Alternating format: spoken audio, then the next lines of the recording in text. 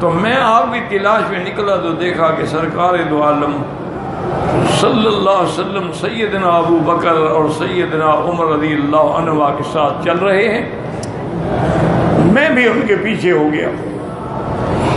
تو آپ تشریف لے آئے۔ یہودیوں کا ایک عالم تھا، وہ تورات کھول کے بیٹھا ہوا تھا، پڑھ رہا تھا اور اپنے نفس کو تسلی دے رہا تھا کہ اس کا ایک بیٹا تھا جو فوت ہو گیا، تو اس کے غم میں چونکہ مبتلا تھا تو تورات پڑھ کے وہ اپنے نفس کی تسلی کے لیے یعنی تلاوت کر رہا تھا۔ اس کا وہ بیٹا جو تھا بہت ہی خوبصورت تھا۔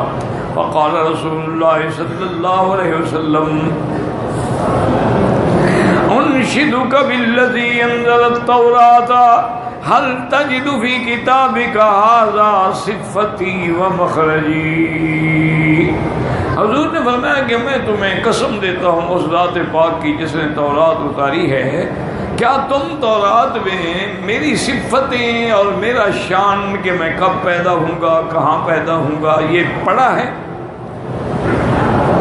فقال براسه هكذا الا کہنے سر سے کہ نہیں ہے۔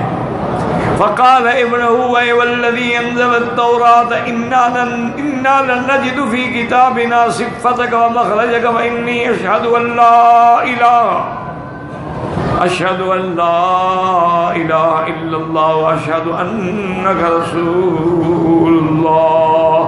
فقال اقيموا اليهوديا نخيكم ثم تتولى كفنه والصلاة عليه۔ لیکن اس کا بیٹا جو تھا، ایک روایت میں ہے کہ وہ فوت ہو گیا تھا، لیکن معجزہ ہے کہ اللہ نے اس کو زندہ کر دیا اور اس نے گواہی دی۔